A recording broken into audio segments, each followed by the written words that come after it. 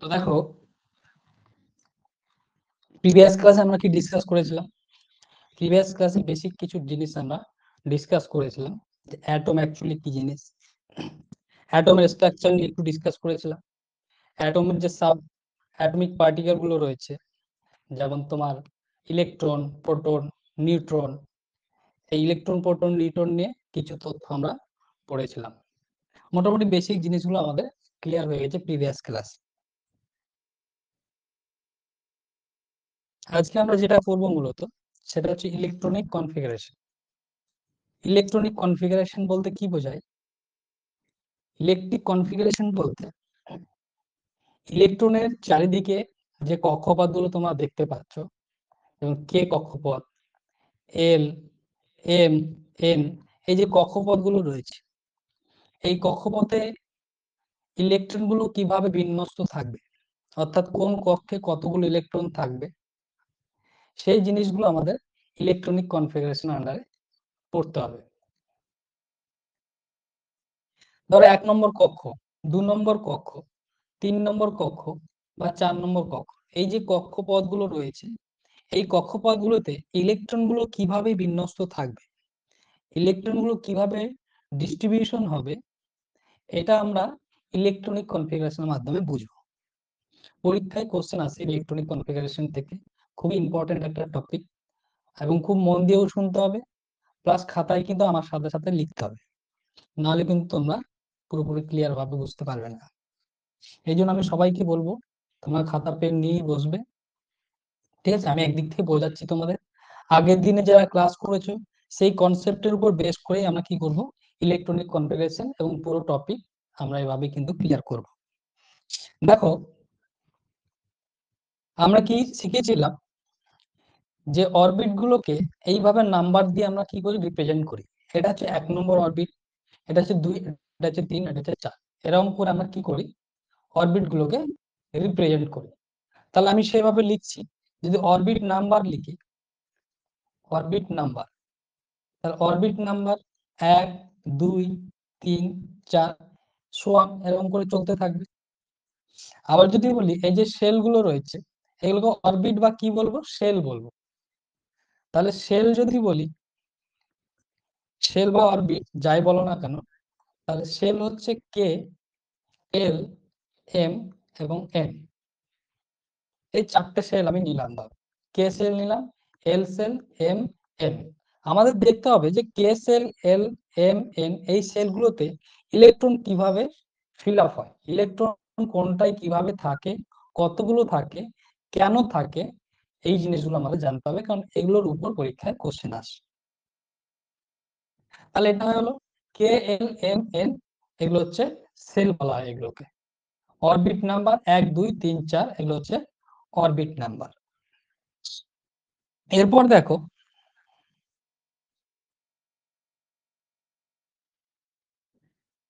এই যে কে কক্ষপথ রয়েছে, কে কক্ষপথের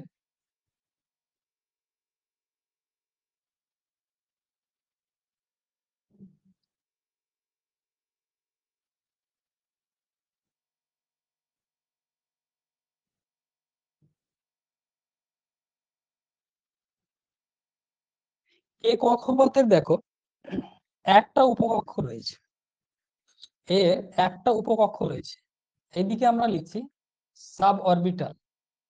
সাব অরবিটাল কথাটার মানে হচ্ছে উপকক্ষ। তাহলে এটা হচ্ছে কক্ষ, এটাও হচ্ছে কক্ষপথ, বাট এটা হচ্ছে কি, উপকক্ষ। এই জিনিসগুলো মনে রাখতে হবে, এটা হচ্ছে উপকক্ষ। কে যে কক্ষটা রয়েছে, কে কক্ষের দুটো উপকক্ষ রয়েছে, একটাকে বলা হয় এস, সরি, কে কক্ষের একটা উপকক্ষ রয়েছে, সেটাতে এস উপকক্ষ। যেটা এল কক্ষপথ রয়েছে, এল এর দুটো উপকক্ষ রয়েছে, মানে ঘরের ভিতরে ঘর, এরকম কনসেপ্ট। ধরো এল একটা ঘর, তার ভিতরে আবার দুটো ঘর, এরকম ব্যাপার। তাহলে দেখো, এল কক্ষপথটার দুটো উপকক্ষ রয়েছে, একটাকে বলা হচ্ছে এস, একটা হচ্ছে পি। দুটো উপকক্ষ রয়েছে এস এবং পি। যেটা এম কক্ষপথ রয়েছে, এম কক্ষপথের 3টে উপকক্ষ রয়েছে, একটা হচ্ছে এস, একটা হচ্ছে পি, আর একটা হচ্ছে ডি। তিনটে উপকক্ষ রয়েছে এস পি ডি। আবার যেটা এন কক্ষপথ রয়েছে, এই এন কক্ষপথে আবার চারটা উপকক্ষ রয়েছে। চারটা কি রয়েছে? সাব অরবিটাল রয়েছে। সেগুলো হচ্ছে এস পি ডি এবং এফ। এই চারটা করে কি রয়েছে? উপকক্ষ বা সাব অরবিটাল রয়েছে। তাহলে এটা আমাদের মনে রাখতে হবে যে কে কক্ষপথ তার একটাই উপকক্ষ, সেটা হচ্ছে এস। সবাই খাতায় লিখবে, নাহলে বুঝতে পারবে না। আবার এল কক্ষপথ রয়েছে, তার দুটো উপকক্ষ রয়েছে, একটা এস উপকক্ষ, একটা পি উপকক্ষ। এম ধরো, এম এর মধ্যে কি রয়েছে? তিনটে উপকক্ষ রয়েছে এস পি ডি। আবার এন কক্ষপথটার চারটা উপকক্ষ রয়েছে এস পি ডি এবং এফ। অর্থাৎ এই যে কে কক্ষপথটা তোমরা দেখতে পাচ্ছ, এই কক্ষপথটার ভিতরে আবার কি রয়েছে? একটা কক্ষপথ রয়েছে, কক্ষ রয়েছে, উপকক্ষ যেটাকে বলা হয়। আবার ধরো এল কক্ষপথ রয়েছে, এর ভিতরে আবার ছবিতে দেখানো হয়নি, বাট এটা একটা কনসেপ্ট যে এর ভিতরে আবার দুটো উপকক্ষ রয়েছে, সেটা হচ্ছে এস উপকক্ষ এবং পি উপকক্ষ। আবার যেটা এন কক্ষ রয়েছে, তার ভিতরে আবার কি রয়েছে? তিনটে উপকক্ষ রয়েছে এস পি এবং ডি। আর যেটা এন কক্ষপথ রয়েছে, এন কক্ষপথের আবার চারটা উপকক্ষ রয়েছে, সেটা হচ্ছে এস পি এবং ডি এফ। তাহলে এই উপকক্ষগুলোর নাম আমাদের মুখস্থ রাখতে হবে। এসপিডি, এসপিডিএফ, এই উপকক্ষগুলো মুখস্থ রাখতে হবে। কোন কক্ষপথের কটা উপকক্ষ, এটা মুখস্থ রাখতে হবে। কে কক্ষের একটা উপকক্ষ, এল কক্ষের দুটো উপকক্ষ, এম কক্ষের তিনটা উপকক্ষ, আবার এন কক্ষের চারটা উপকক্ষ, এটা আমাদের মুখস্থ রাখতে হবে। এসপিডিএফ। এবার দেখো, যেটা 1 নম্বর কক্ষের এস উপকক্ষ, সেটাকে আমরা 1s দিয়ে লিখব। যেটা 2 নম্বর কক্ষের এস উপকক্ষ, একে 2s দিয়ে লিখব। যেটা 2 নম্বর কক্ষের পি উপকক্ষ, তাহলে এটাকে 2p দিয়ে লিখব। 3 নম্বর কক্ষের এস উপকক্ষকে 3s লিখব। 3 নম্বর উপকক্ষের পি উপকক্ষকে 3p লিখব। 3 নম্বর কক্ষে যে ডি উপকক্ষ, সেটাকে 3d। এইভাবে আমরা লিখতে থাকবো। এবার এন কক্ষের যেটা এস উপকক্ষ, সেটাকে আমরা 4s লিখব। সিমিলারলি 4p, 4d এবং 4f, এইভাবে পরপর আমরা লিখব। এগুলো হচ্ছে পরপর একটা সিকোয়েন্স। আমরা কি করলাম? কক্ষগুলোকে, উপকক্ষগুলোকে সাজিয়ে নিলাম। 1s, 2s, 2p, 3s, 3p, 3d, 4s, 4p, 4d, 4f। তাহলে এটা আমরা কি করলাম? পরপর সাজিয়ে নিলাম। এবার দেখো, যেটা 1s, সেটা কিন্তু কার? কে কক্ষের উপকক্ষ। যেটা 2s এবং 2p, দুটোই কিন্তু এল কক্ষের উপকক্ষ। আবার 3s, 3p, 3d, এই তিনটেই কিন্তু এম কক্ষের উপকক্ষ। 4s, 4p, 4d, 4f, এই চারটাই কিন্তু কার? 4 কক্ষের উপকক্ষ। তাহলে এই কনসেপ্ট গুলো আমাদের জানতে হবে। তাহলে ইলেকট্রন যদি ফিল আপ হয়, এই যে পরমাণুটা রয়েছে, এই যে অ্যাটমটা রয়েছে, এই পরমাণুতে যখন ইলেকট্রন ফিল আপ হবে, তাহলে একটা এক্সপেকটেশন হচ্ছে প্রথমে 1s, তারপর 2s, তারপর 2p, 3s, 3p, 3d, 4s, 4p, 4d, 4f। এটা হচ্ছে এক্সপেক্টেড যে এইভাবে ঢোকার কথা। বাট কিছু নিয়ম আছে, পরে আমরা জানবো। এইভাবে পরপর কি হবে? ইলেকট্রন গুলো ফিল আপ হবে। প্রথমে কে কক্ষ, তারপর এল, তারপর এম, তারপর এন কক্ষপথে ইলেকট্রন কি হবে? প্রবেশ করবে পরপর। এবার আরো অনেক কনসেপ্ট রয়েছে, সেগুলো আস্তে আস্তে আমরা কি করবো? আবার জানবো। বাট নর্মালি আমাদের এক্সপেক্টেড হচ্ছে যে এইভাবে ইলেকট্রন গুলো পরপর কি হবে? ঢুকবে। 1s, 2s, 2p, 3s, 3p, 3d, 4s, 4p, 4d, 4f, এইভাবে পরপর কি হবে? ইলেকট্রন গুলো ফিল আপ হবে। এটা হচ্ছে এক্সপেক্টেড। বাট কিছু রুলস রয়েছে, যার কারণে যেটা আমাদের এক্সপেকটেশন, সেইভাবে ইলেকট্রন গুলো কিন্তু ফিল আপ হয় না। সেগুলো আমাদের আজকে জানার বিষয়। তার অরবিট নাম্বার, সেল এবং তাদের যে সাব অরবিটাল গুলো রয়েছে, সেগুলো বোঝা গেল তো? সেল বা এটাকে অরবিটাল বলো, বা অরবিটাল বলো। অরবিট, সেল বা অরবিট। তাহলে দেখো বোঝা গেল কিনা এইটুকু জায়গা?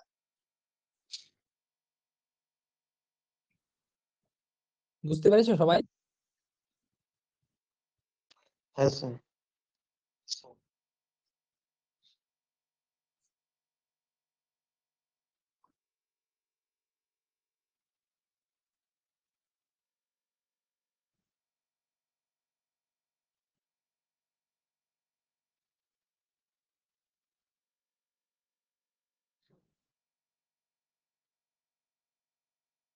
এরপর দেখো, তাহলে আমরা কি করব, কে কক্ষপথ যেটা তার উপকক্ষকে এইভাবে লিখবো 1s, আবার এল কক্ষপথকে কিভাবে লিখবো 2s এবং 2p, যেহেতু এল এর দুটো উপকক্ষ রয়েছে।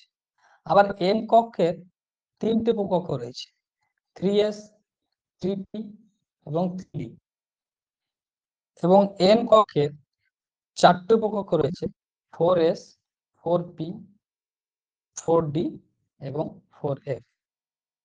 এই যে কে কক্ষের একটা উপকক্ষ, এর জন্য একটা বক্স ইলেকট্রন কনফিগারেশন আমি শেখাচ্ছি তোমাদের কিভাবে ইলেকট্রন কনফিগারেশন করা হয়। যেহেতু একটা কক্ষ, তার জন্য আমরা একটা বক্স। স্যার হ্যাঁ বলো। বলছে এম এর ওটা 3s ওটা 3p হবে না ওটা? 3p হবে, লেখা ভুল হয়েছে, এটা 3p হবে। তাহলে কে কক্ষের যেহেতু একটা মাত্র উপকক্ষ রয়েছে, তার জন্য এটাকে আমরা কি করলাম, একটা বক্স দিলাম তার পাশে 2s 2p, তার মানে এল কক্ষের দুটো উপকক্ষ, একটা এস একটা পি। তাহলে এর জন্য কি করব, এস এর জন্য একটা ঘর, পি এর জন্য আমাকে দিতে হবে তিনটে ঘর দিতে হবে। কারণ হচ্ছে কি দেখো, পি কক্ষে আমরা জানি কি 6টা ইলেকট্রন থাকতে পারে ম্যাক্সিমাম, এর আগে আমরা পড়েছি যে পি কক্ষে 6টা ইলেকট্রন ম্যাক্সিমাম থাকতে পারে। আর একটা জিনিস আজকে একটু পরে আমরা পড়বো, যে একটা বক্সে দুটো ইলেকট্রন থাকবে, ম্যাক্সিমাম একটা বক্সে দুটো ইলেকট্রন থাকে, এটা আমরা পড়বো, একটু পরেই পড়বো। তাহলে একটা বক্সে যদি ম্যাক্সিমাম দুটো ইলেকট্রন থাকে, আর পি কক্ষে যদি ম্যাক্সিমাম 6টা ইলেকট্রন হয়, তাহলে পি কক্ষের জন্য তিনটে বক্স দরকার। একটাতে দুটো হলে তিনটাতে কটা হবে, 6টা হবে। তাহলে পি কক্ষে ম্যাক্সিমাম 6টা ইলেকট্রন থাকে।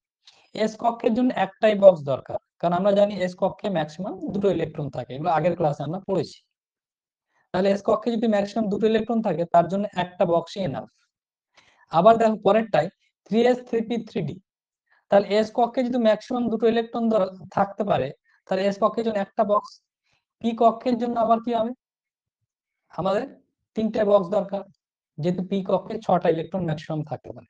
ডি কক্ষে আমরা আগের দিন ক্লাসে পড়েছিলাম যে ডি কক্ষে 10টা ইলেকট্রন ম্যাক্সিমাম থাকতে পারে, তাহলে এর জন্য 5টা ঘর দরকার। একটা ঘরে দুটো করে ইলেকট্রন হলে 5টা ঘরে 10টা ইলেকট্রন আমাদের কনফিগার হবে। তাহলে ডি কক্ষে 5টা ঘর, 5টা ঘরে দুটো করে 10টা ইলেকট্রন, কারণ আমরা জানি যে এস কক্ষে ম্যাক্সিমাম দুটো ইলেকট্রন থাকে, পি কক্ষে ম্যাক্সিমাম, এস কক্ষে দুটো, পি কক্ষে হচ্ছে যে ম্যাক্সিমাম 6টা, ডি কক্ষে হচ্ছে 10টা, আর এফ কক্ষে কত হলো, এফ কক্ষে কত হলো ম্যাক্সিমাম ইলেকট্রন থাকে, এফ কক্ষে কত হলো ম্যাক্সিমাম ইলেকট্রন থাকে, সরি কে কক্ষে এসপিডিএফ, এফ কক্ষে কত ইলেকট্রন থাকে, 14টা ইলেকট্রন থাকে, ম্যাক্সিমাম 14টা ইলেকট্রন থাকে। তাহলে এইভাবে আমাদের কি হবে, এর আগের দিন আমরা এই ক্লাসগুলো করেছিলাম। এবার দেখো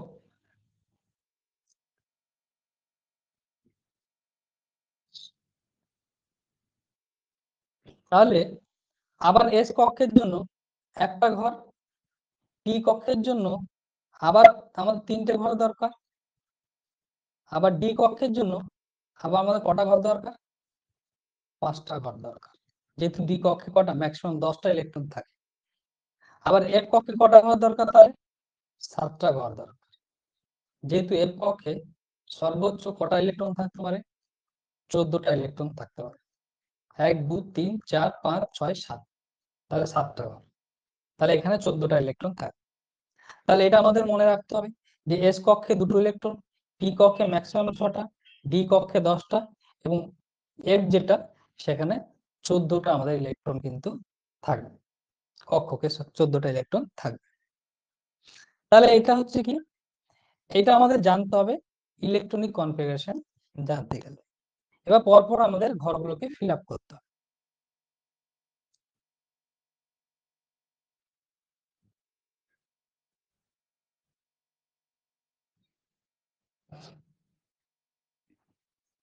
তাহলে আমাদের যেটা এক্সপেক্টেড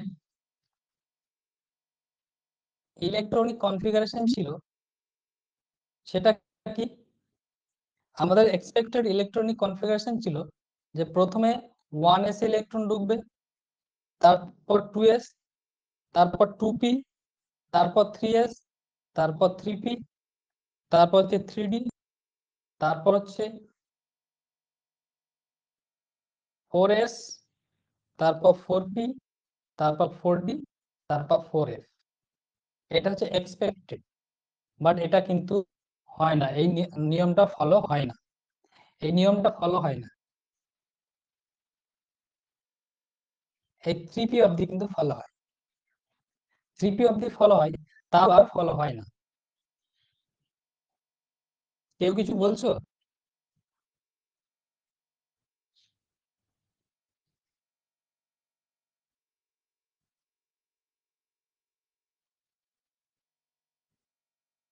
তাহলে দেখো 1s 2s 2p 3s 3p এইভাবে পরপর ফিল আপ হতে হতে যায়, 3p অবধি কিন্তু ঠিকঠাক থাকে, নিয়ম ফলো করে, বাট তারপরে কিন্তু আর নিয়ম ফলো করে না, এখানে কিন্তু একটু গন্ডগোল হয়।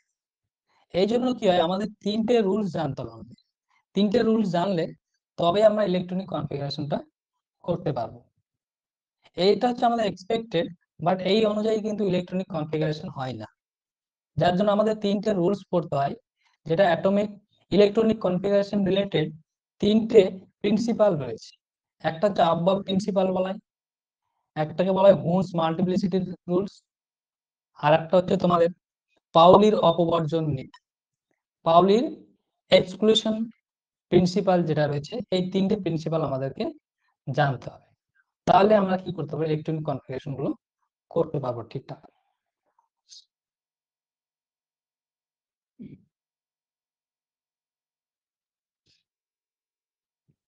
আব্বাব প্রিন্সিপাল কি বলছে, যে গুলো যখন ফিল করব তখন ইনক্রিজিং অর্ডারে কি করতে হবে, ইনক্রিজিং অর্ডারে আমাদের অরবিটাল গুলোকে ফিল আপ করতে হবে। কিরকম, একটা উদাহরণ দিয়ে বলি তাহলে বুঝতে পারবে। 1s 2s 2p 3s 3p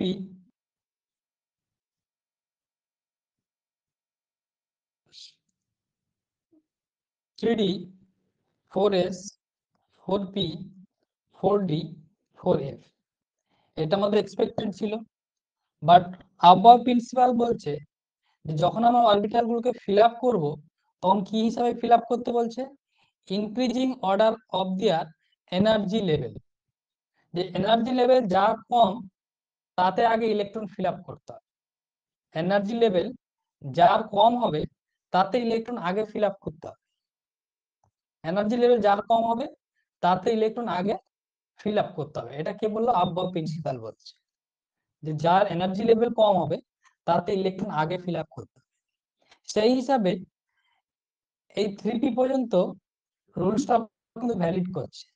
তারপরে দেখো যেটা 4s রয়েছে তার এনার্জি লেভেল কিন্তু 3d থেকে কম, 4s এর যে এনার্জি লেভেল সেটা 3d থেকে কম, তার জন্য কি হয়, আবহাওয়া প্রিন্সিপাল অনুযায়ী ইলেকট্রন বিন্যাসটা কি হবে, আগে 1s ইলেকট্রন ঢুকবে, 2s ঢুকবে, 2p 3s 3p, তারপরে 3d হবে না, তারপরে কি হবে 4s হবে, এটা মাথায় রাখতে হবে। তারপর কি হবে 4s হবে, 4s এর পর তখন আবার 3d হবে, 4s এর পর আবার 3d হবে, তারপর নরমালি যেরকম আছে 4p 4d 4f। তাহলে আবহাওয়া প্রিন্সিপাল অনুযায়ী এই জায়গাটাই গন্ডগোল আছে। নরমালি আমাদের এক্সপেক্টেড ছিল যে আগে 3d তে ইলেকট্রন ঢুকবে তারপর 4s এ ঢুকবে, বাট আবহাওয়া প্রিন্সিপাল বলছে যে 4s এর যেহেতু এনার্জি লেভেল কম হয় 3d থেকে, তাহলে আগে ইলেকট্রনকে ফিল আপ করতে হবে। তারপর যে ইলেকট্রন বাঁচবে সেটা পরবর্তীতে কি হবে, পরবর্তী যে কক্ষগুলো রয়েছে সেগুলোতে ফিল আপ হবে। তাহলে এটা আমাদেরকে মুখস্থ করে নিতে হবে। এইটা যদি জানা থাকে তাহলে সমস্ত ইলেকট্রনিক কনফিগারেশন করতে পারবে। এটা যদি জানা থাকে সমস্ত ইলেকট্রনিক কনফিগারেশন করতে পারবে। তাহলে এটা মনে রাখা খুব একটা জটিল ব্যাপার নয়। শুধু একটা জায়গায় একটু গন্ডগোল হবে, সেটা হচ্ছে 3Dর আগে আমরা 4s লিখব। কারণ কি, আবহাওয়া প্রিন্সিপাল বলছে যে এনার্জি লেভেল যার কম তাতে ইলেকট্রন আগে ভরতে হবে। তাহলে 4s এর যেহেতু কি হচ্ছে এনার্জি লেভেল 3D থেকে কম হচ্ছে, যার জন্য 4s আমাদের আগে ইলেকট্রনকে ফিল আপ করে নিতে হবে, তারপরে আমরা 3D তে যাব। তারপর বাকি যেরকম নর্মালি এক্সপেক্টেড সেভাবে 4p4d4 এ চলতে থাকবে। তাহলে এটা হচ্ছে ইলেকট্রন বিন্যাস। তাহলে এটা যাদের মুখস্থ থাকবে তারা সমস্ত ইলেকট্রন বিন্যাস এবার কিন্তু করতে পারবে। তাহলে এটা একটু মুখস্থ করে নাও, তারপরে তোমরা কিন্তু সমস্ত করতে পারবে। আমি দেখাচ্ছি কয়েকটা ইলেকট্রন বিন্যাস করে দেখাবো যেগুলো পরীক্ষায় এসছে। তারপরে দেখো পরের প্রিন্সিপালটা কি বলছে, দেখো পাউলির এক্সক্লুশন প্রিন্সিপাল, বাংলায় বলা হয় পাউলির অপবর্জন নীতি। পাউলির অপবর্জন নীতি কি বলছে, যে এই যে বক্স গুলো রয়েছে এই বক্স গুলোতে ইলেকট্রন ফিল আপ করার সময় একটা জিনিস খেয়াল রাখতে হবে, যে একটা বক্সে আমরা দুটো ইলেকট্রন রাখতে পারবো এবং দুটো ইলেকট্রনের ঘূর্ণন দুদিকে হবে। এই যে দেখো এরকম করে ইলেকট্রন ফিল আপ দেখানো হয়, আর একটা হচ্ছে এরকম করে। তার মানে এটা যেদিকে ঘুরছে এটা তার উল্টো দিকে ঘুরছে, অপোজিট স্পিন। এটা যদি ক্লকওয়াইজ ঘুরে এটা হচ্ছে অ্যান্টি ক্লকওয়াইজ, এরকম একটা কনসেপ্ট, দুটো বিপরীত দিকে ঘুরছে। পাউলির এক্সক্লুশন প্রিন্সিপাল বলছে যে ইলেকট্রনকে দেখানোর সময় এই যে ইলেকট্রন কনফিগারেশন দেখাবো তখন মাথায় রাখতে হবে যে এই যে একটা বক্স আঁকাচ্ছি আমরা, এই বক্সের মধ্যে দুটো ইলেকট্রন ম্যাক্সিমাম থাকতে পারবে, দুটো ইলেকট্রন ম্যাক্সিমাম থাকতে হবে এবং ইলেকট্রন গুলো ঘূর্ণন কিন্তু অপোজিট হবে। অর্থাৎ লেখার সময় একটা যদি এরকম লিখি আর একটাকে এরকম লিখতে হবে। তার মানে এখানে দুটো ইলেকট্রন রয়েছে, দুটো ইলেকট্রন রয়েছে এই বক্সটাতে এবং তাদের ঘূর্ণন কি হচ্ছে, অপোজিট হচ্ছে, মানে একটা এক দিয়ে ঘুরছে আর একটা তার উল্টো দিকে। অর্থাৎ তাদের স্পিনটা কিন্তু, অর্থাৎ ঘূর্ণনটা হচ্ছে কি অপোজিট। এটা কে বলছে, পাউলির এক্সক্লুশন প্রিন্সিপাল। এই প্রিন্সিপাল গুলো কেন জানতে হচ্ছে, কারণ দেখবে প্রিন্সিপাল থেকে কোশ্চেন এসছে ডাইরেক্ট, যে এই প্রিন্সিপালটা কে দিয়েছে। তার প্রিন্সিপাল বা এই যে স্টেটমেন্ট গুলো রয়েছে এটা কিন্তু এই জন্য আমাদের জানতে হচ্ছে এবং ইলেকট্রনিক কনফিগারেশনেও কাজে লাগবে, তার জন্য আমাদের কিন্তু জানতে হচ্ছে। আর হুনস মাল্টিপ্লিসিটি রুল এটা কি বলছে, এটা বলছে যে ধরো সাপোজ তোমার কাছে একটা পি কক্ষ রয়েছে, এটা ধরো একটা পি কক্ষ, তাহলে এটা 6টা ইলেকট্রন থাকবে ম্যাক্সিমাম, 6টা ইলেকট্রন ম্যাক্সিমাম থাকবে।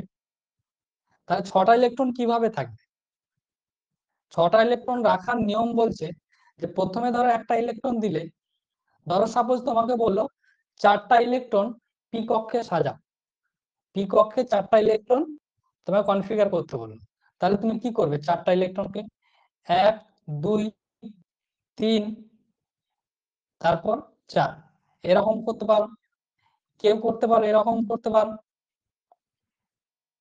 1 2 3। এবার কেউ এরকম করতে পারো দুটো, এটা দুটো, এখানেও তো 4টা রয়েছে, এখানেও 4টা রয়েছে। তাহলে পার্থক্য কোথায়, পার্থক্য বলছে হুনস রুলে বলছে যে এইভাবে আমরা ফিল আপ করতে পারি না, এইভাবে ফিল আপ করা যাবে না। কিভাবে ফিল আপ করতে হবে, প্রথমে একটা একটা করে ফিল আপ করে নিতে হবে। প্রথমে কি করতে হবে, টিককে একটা একটা করে ইলেকট্রন ফিল আপ করে নিতে হবে। ধরো একটা করে, দুটো, তিনটা, তিনটা ফিল আপ হয়ে গেল। 4টা ফিল আপ করতে হলে এখানে একটা দিব, 5টা ফিল আপ করতে হলে পরের বক্সে দিব, 6টা ফিল আপ করতে হলে তখন পরের বক্সে দিব। মানে প্রথমে একটা একটা করে দিয়ে বক্সগুলো ফিল আপ করে নিতে হবে, তারপর বাকি যতগুলো থাকবে আবার একটা একটা করে দিতে দিতে যাও। এইটা বলা হচ্ছে হুন্ডের মাল্টিপ্লিসিটি রুলস। যে যখনই কোন একটা subshell singly occupied with one electron before any orbital is doubly occupied. All electrons in singly occupied orbitals have the same spin. যতক্ষণ না আমরা একটা একটা করে ফিল আপ করছি অরবিট, ততক্ষণ পর্যন্ত আমরা ডবল কোথাও ফিল আপ করবো না।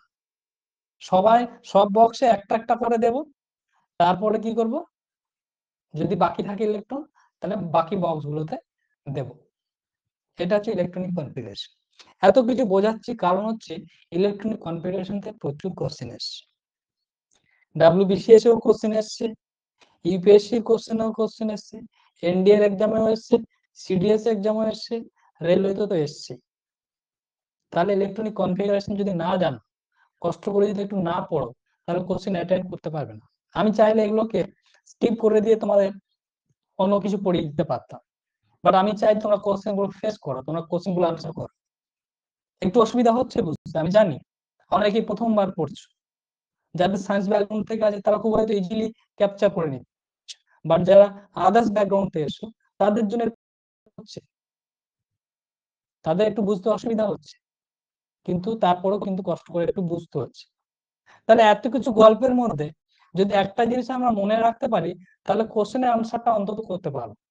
সেটা হচ্ছে এই যে আমি ইলেকট্রন বিন্যাসের যে পরপর যে এগুলো লিখলাম, এই যদি কনফিগারেশনটা সবার মনে থাকে তাহলে কিন্তু সবাই করতে পারে। বাকি সবকে যদি ভুলেও যাও তাহলে এই কিন্তু সিকোয়েন্সটা মনে রাখতে হবে, 1s 2s 2p 3s 3p, তারপর 3d না হয় 4s, তারপর 3d 4p 4d 4a।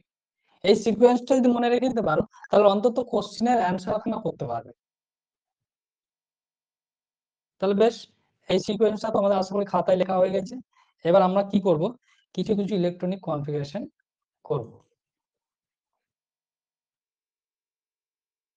একটা এক্সাম্পল দিচ্ছি, ধরো সাপোজ ক্যালসিয়ামের ইলেকট্রন বিন্যাস যদি করতে দেয়, কিভাবে করবে? ক্যালসিয়ামের কতগুলো ইলেকট্রন রয়েছে? প্রথমে বলো ক্যালসিয়ামের কতগুলো ইলেকট্রন রয়েছে। আমি 1 থেকে 20 অবধি মুখস্থ করতে বলেছিলাম, হাইড্রোজেন হিলিয়াম লিথিয়াম বেরিলিয়াম করে 1 থেকে 20 পর্যন্ত মুখস্থ করতে বলেছিলাম।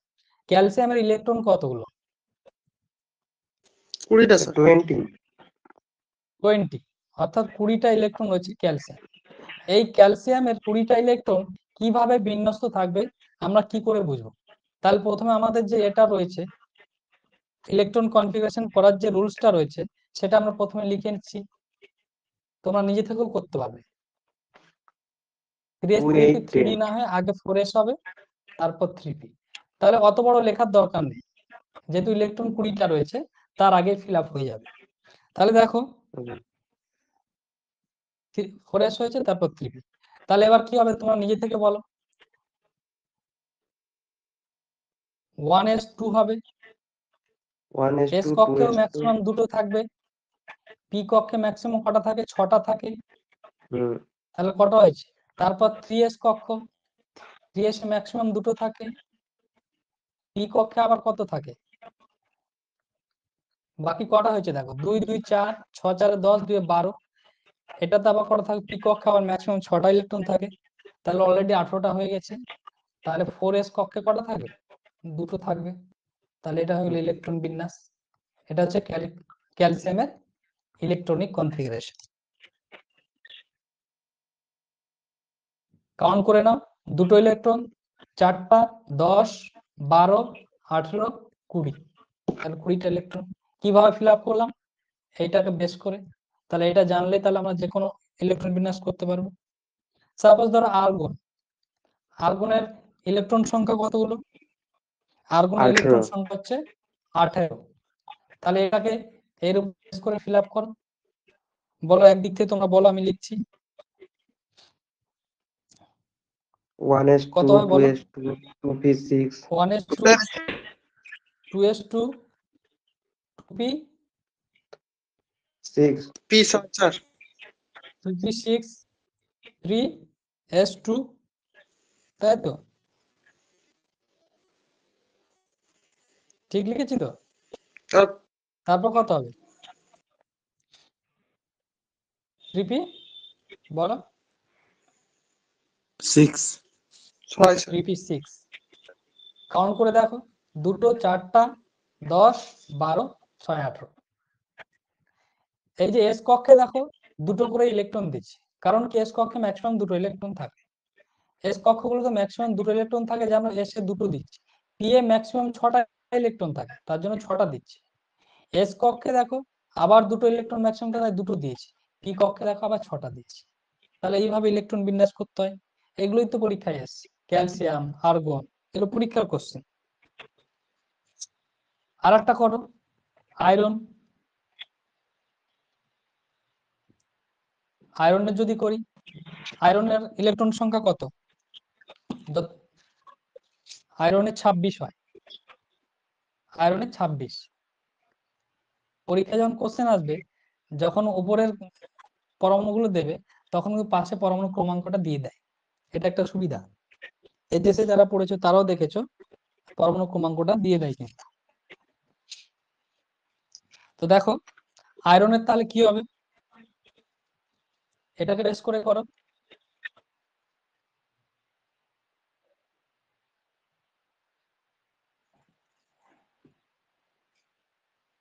বলো, তোমরা বলো, আমি লিখছি। সাথে সাথে না করলে বুঝতে স্যার পারবে না। লিখুন না। হ্যাঁ বলো। P6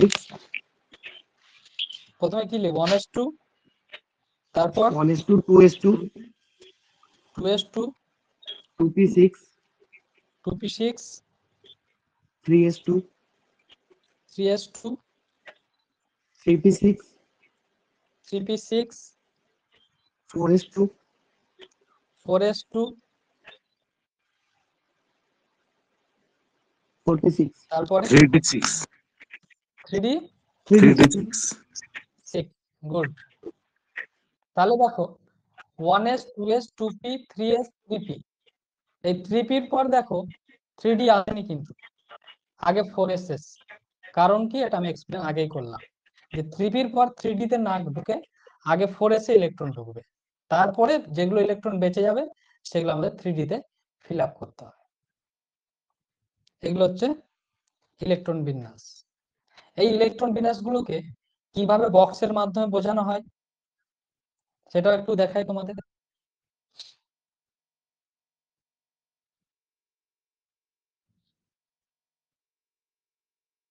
ধরো ক্যালসিয়াম রয়েছে, ক্যালসিয়ামের ইলেকট্রন বিন্যাস যেটা আমরা লিখলাম, এটাকে যদি আমরা এতে বোঝাতে চাই বক্সের মাধ্যমে, তাহলে কিভাবে বোঝাবো? এই যে ক্যালসিয়াম রয়েছে, এই ইলেকট্রন বিন্যাসটা যদি বক্সের মাধ্যমে বোঝায়, তাহলে কি বোঝাবো? দেখো 1s2, তাহলে প্রথম একটা বক্স 1s2, তারপর 2s2, 2s2 এর জন্য তাহলে একটা বক্স আগে বোঝালাম। তারপর 2p6, তাহলে 2p6 6টা ইলেকট্রন, তাহলে একটা করে ফিল আপ করবো। তারপর আবার চলবে, 2p6 হয়ে গেল। তারপর 3s2, তাহলে এটা 3s2 হয়ে গেল। তারপর দেখো 3p6 রয়েছে, 3p6, তাহলে 3p6 আমরা কিভাবে করবো? 3p6 এই একটা করে, আবার একটা করে 3p6, তারপর দেখো 4s2, তাহলে 4s2 এর জন্য আবার দুটো ইলেকট্রন। তাহলে এইভাবে ইলেকট্রন বিন্যাস করা হয়। এই যে ইলেকট্রন বিন্যাসটা করলাম, এটাই বক্সের মাধ্যমে আমরা কি দেখালাম, এইভাবে ইলেকট্রন বিন্যাস করা হয়। এটা জানা কেন জরুরি? কারণ এটা না জানলে বেশ কিছু কোশ্চেন আছে যেগুলো তুমি আনসার করতে পারবে না। কারণ যখন কিছু ব্যতিক্রমী ইলেকট্রনিক কনফিগারেশন আসবে, তখন আবার এই বক্সের কনসেপ্ট লাগবে। ব্যতিক্রমী কিছু ইলেকট্রনিক কনফিগারেশন আছে যেগুলো এই রুলসকে ফলো করে না, পুরোপুরি পুরোপুরি এই রুলসকে ফলো করে না। যেমন কপার রয়েছে, ক্রোমিয়াম রয়েছে, এগুলো ইলেকট্রন বিন্যাস যখন আমরা করব, তখন দেখব যে আমরা যে নর্মালি যে রুলসটা শিখছি, এই রুলসটা টোটালি পুরোপুরি মানে ফলো করছে না, একটু ব্যতিক্রমী সেগুলো, সেগুলো আমরা দেখব। তাহলে আশা করি ইলেকট্রনিক কনফিগারেশন তোমরা বুঝতে পেরেছো। যারা বুঝতে পারলে না লাইভ ক্লাসে, তারা রেকর্ডেড ক্লাস দেখবে এবং থেমে থেমে দেখবে, বোঝার চেষ্টা করবে। লাইভ ক্লাস অনেক সময় কি হয়, আমার সাথে সাথে তোমরা বুঝে উঠতে পারছো না, যারা প্রথমবার পড়ছো, তারা চেষ্টা করবে লাইভ ক্লাস শেষ হয়ে যাওয়ার পর যখন ফাঁকা টাইম পাবে রেকর্ডেড ক্লাসটা থেকে আস্তে আস্তে সেটাকে ক্যাপচার করার চেষ্টা করবে, দেখবে তোমরাও করতে পারবে, অসুবিধা হবে না।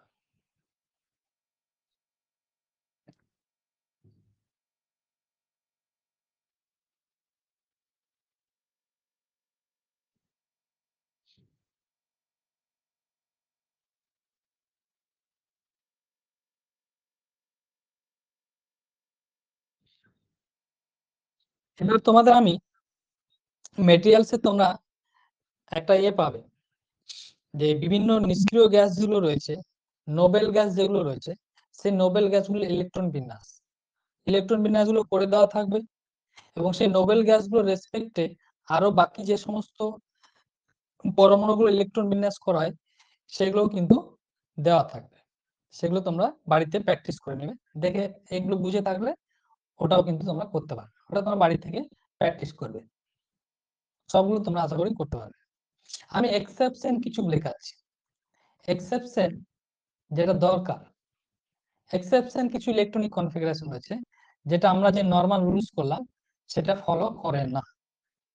কিরকম দেখো, সাপোজ ধরো ক্রোমিয়ামের ইলেকট্রন বিন্যাস যদি লিখি, তাহলে ক্রোমিয়ামের ইলেকট্রন সংখ্যা হচ্ছে 24। তাহলে একে আমরা কিভাবে লিখবো, 1s2 2s2 2p6,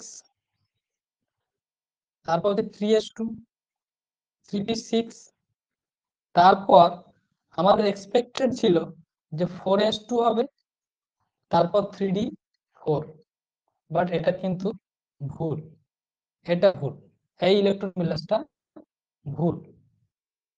কেন ভুল দেখো, এর জন্য কিন্তু আবার ওই বক্সের কনসেপ্ট লাগে, যে বক্স দিয়ে যে ফিল আপ করা শিখলাম সেটা কিন্তু জানতে হবে, এটা ভুল। তাহলে সঠিক কোনটা, সঠিক ইলেকট্রন বিন্যাস হচ্ছে 1s2 2s2 2p6 3s2 3p6 4s, এইটুকু জায়গায় গন্ডগোল হয়েছে। এই জায়গায় গন্ডগোল কি, বলা হচ্ছে যে ডি অরবিটালকে খালি রাখা যাবে না। ডি অরবিটাল মানে 4টা ইলেকট্রন রয়েছে, ডি অরবিটাল আমরা কত জানি, ম্যাক্সিমাম কটা ইলেকট্রন থাকতে পারে, 10টা ইলেকট্রন থাকতে পারে, 10টা ইলেকট্রন থাকতে পারে। তাহলে আমরা এখানে দেখো 4টা ইলেকট্রন দিয়েছি ডি অরবিটালকে, তার মানে কি 1 2 3 4, একটা ফাঁকা থেকে যাচ্ছে। কনসেপ্ট হচ্ছে যে ডি অরবিটাল যদি ফাঁকা থাকে, ডি অরবিটাল ফাঁকা থাকলে সেটাকে ইনকমপ্লিট বলা হয়, ইনকমপ্লিট কনফিগারেশন বলা হয়। কারণ ডি অরবিটাল যদি ফাঁকা থাকে তাহলে বলা হচ্ছে যে পরমাণুটা স্টেবল হয় না, পরমাণুটা স্টেবল হয় না, অর্থাৎ সুস্থির হয় না। আর সবাই তো চাই কি, যে পরমাণু সুস্থির হোক, তার স্টেবিলিটি আসুক, সে যাতে কারোর সাথে বিক্রিয়া না করে, সে যেন সবসময় সুস্থির অবস্থায় থাকে। স্টেবিলিটির যে কনসেপ্ট সেটা এখানে লেগেছে। কিসের কনসেপ্ট, স্টেবিলিটি, অর্থাৎ সুস্থিরতা। সব পরমাণু চাই কি, সুস্থির হতে। তাহলে সুস্থির হতে গেলে ডি অরবিটালকে ফাঁকা রাখা যাবে না, এখানে অন্ততপক্ষে একটা ইলেকট্রন দিতে হবে। একটা ইলেকট্রন যদি দিই আমরা এখানে, তাহলে এটা কি রকম হয়ে যাবে, এটা তখন হয়ে যাবে জাস্ট লাইক এরকম হয়ে যাবে 2 3 4 5। এটাকে বলা হচ্ছে হাফ ফিল্ড, এটা হচ্ছে ইনকমপ্লিট। উপরে যেটা দেখি এটা হচ্ছে ইনকমপ্লিট, এটা হচ্ছে হাফ ফিল্ড বলা হচ্ছে। কারণ দেখো ডি কক্ষে সর্বাধিক 10টা ইলেকট্রন থাকতে পারে, আমরা 5টা সবে দিয়েছি, তাহলে এটা হাফ ফিল্ড হলো। এখানে যদি আমরা 10টায় দিয়ে দিই তাহলে সেটাকে তখন আমরা কি বলবো, ফুললি ফিল্ড বলবো। যাই হোক, যেটা বলছিলাম, তাহলে ডি কক্ষে যদি আমরা ফাঁকা রাখি তাহলে সেটা কিন্তু স্টেবল হবে না। যার জন্য কি করা হয়, এই এস কক্ষ থেকে একটা ইলেকট্রন নিয়ে এখানে 1 করা হয় আর 3d5 করা হয়। 3d5 করলে আমরা এই ফিগারটা পাবো, হাফ ফিল্ড ফিগার, যেটা হচ্ছে ইনকমপ্লিটের থেকে বেশি স্টেবল। ইনকমপ্লিট হলে এখানে 4টা ছিল, একটা ঘর কিন্তু ভ্যাকান্ট থেকে যাচ্ছে, ফাঁকা থেকে যাচ্ছে, তাহলে এটা কিন্তু অতটা স্টেবল নয়। বাট যখন আমরা 4s1 3d5 করছি, তখন দেখো ডি যে ঘরগুলো রয়েছে ডি এর, সেটা কিন্তু পুরোপুরি কি হচ্ছে, একটা একটা করে ফিল আপ করা যাচ্ছে। এটা হচ্ছে বেশি স্টেবল, এটা বেশি স্টেবল, যার জন্য এটা 4s1 3D ফাইল করা হয়। কপার তোমরা নিজে থেকে করবে, এটা হোমওয়ার্ক ধরে নাও। কপার 29, এটা করে সবাই গ্রুপে আমাকে শেয়ার করবে। কপারের হচ্ছে 29। সিমিলার কনসেপ্ট, এই কনসেপ্টে ফিল আপ করতে হবে, তাহলে কপার 29 এটা তোমরা আমাকে করে দেখাবে। 3D 9 না হয় 3D 10 হবে না। হ্যাঁ, ওটা করে নেবে তোমরা, করে আমাকে পাঠাবে। যদি এটা বুঝে থাকো তাহলে ওটাও করতে পারো। তাহলে এটা কেন করলাম তোমরা বুঝতে পারলে নিশ্চয়। এবার আমরা আর একটা জিনিস আলোচনা করছিলাম, যেটা যে স্টেবিলিটি আমরা কিভাবে যাচাই করব, এটা জেনে নাও। তাহলে আরো বেশ কিছু যেগুলো এক্সেপশন রয়েছে সেগুলো তোমরা নিজে থেকে করতে পারবে।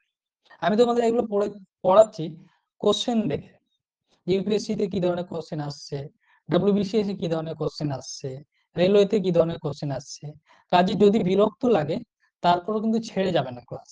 আমার এটা রিকোয়েস্ট থাকবে তোমরা শিখে নাও, কারণ আমাদের স্টেটে যেভাবে পড়ানো হচ্ছে তাতে খুব মুশকিল আছে সমস্ত ধরনের কোশ্চেন অ্যাটেন্ড করা। আমাদের এখানে পড়ানোর এটা রীতিই নেই যে কোনো জিনিসকে বোঝানো।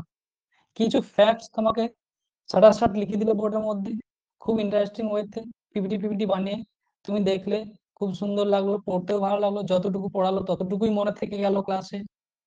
আবার যখন প্র্যাকটিস সেট নিয়ে বসছো, কোশ্চেন আর করতে পারছো না, শুধু ইলেকট্রনের চার্জ মুখস্থ রয়েছে, প্রোটনের চার্জ মুখস্থ রয়েছে, ইলেকট্রনের ভর, প্রোটনের ভর, এই সমস্ত খুঁটি ইনফরমেশন গুলো মনে আছে। বাকি আর যেগুলো কনসেপচুয়াল মেন্স লেভেলের যেগুলো কোশ্চেন কিছুই অ্যাটেন্ড করতে পারছো না। কারণ হচ্ছে এইগুলো, এই জিনিসগুলো কেউ শেখাচ্ছে না।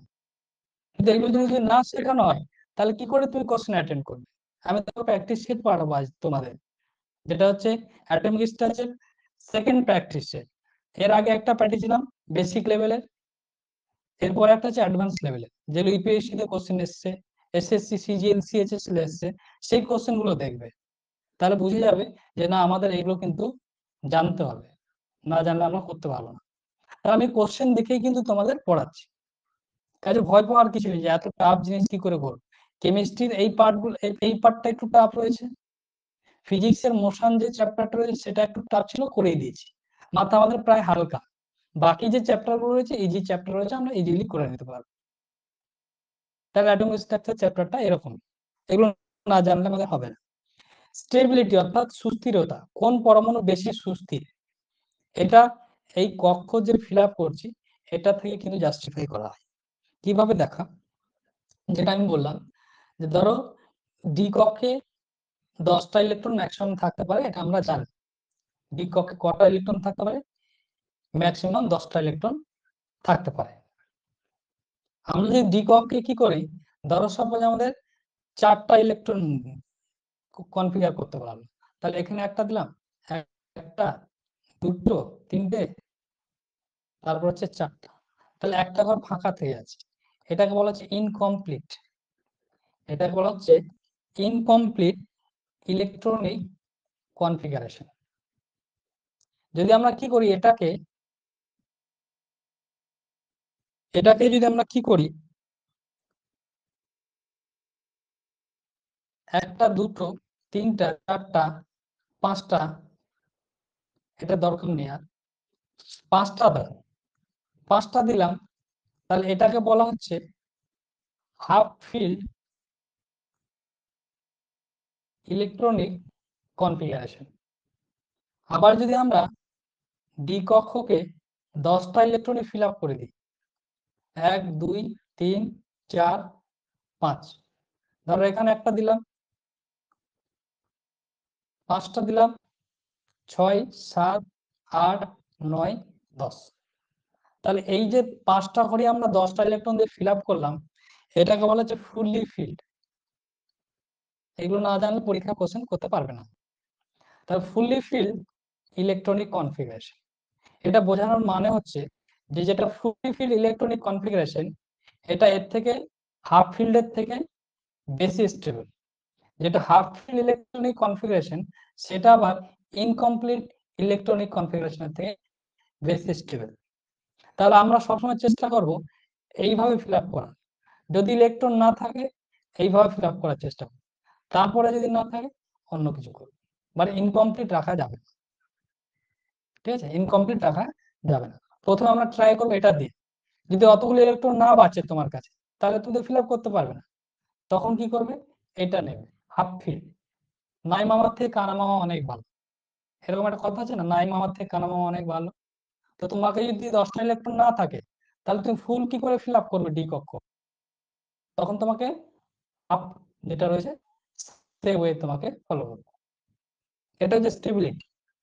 প্রথমে আমরা ফুললি ফিল আপ করার চেষ্টা করব, তারপর না হলে হাফ ওয়েতে আমরা যাব।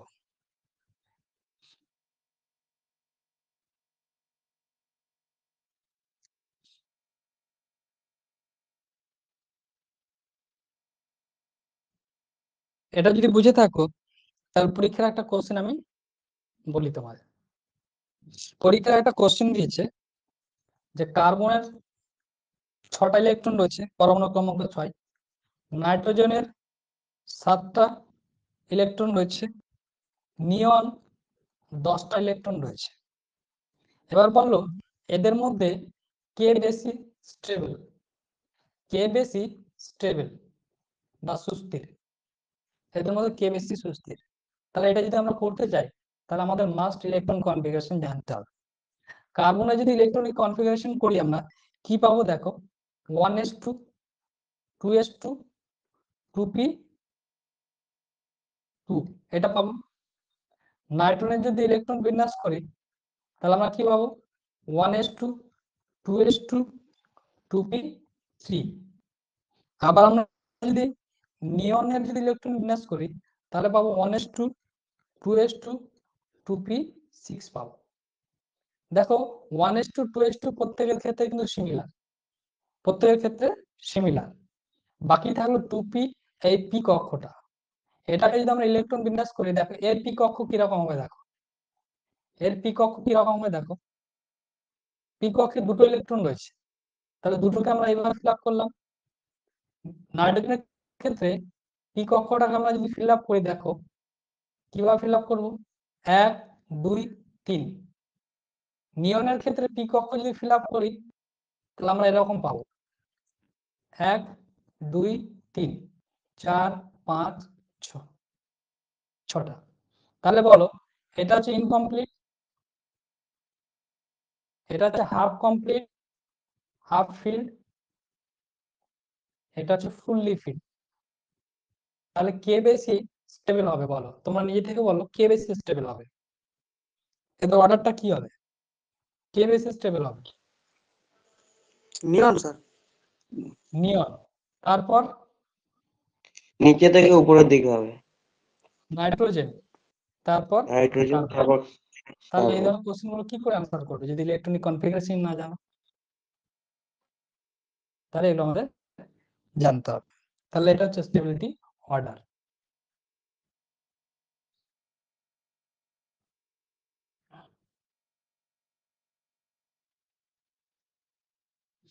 এবার আমরা কয়েকটা অ্যাটমিক থিওরি দেখব। অ্যাটমিক থিওরিতে খুব বেশি কোশ্চেন আসে না, খুব বেশি কোশ্চেন অ্যাটমিক থিওরি থেকে কিন্তু আমাদের আসে না। তারপর কোশ্চেন যেহেতু এসছে, ডব্লিউবিসিএস এসছে দেখলাম, সিজিএল সিএইচএস গুলো এসছে, তো তার জন্য আমাদের অ্যাটমিক থিওরি গুলো মোটামুটি পড়ে রাখতে হবে, মোটামুটি কনসেপ্ট আমাদের জেনে রাখতে হবে।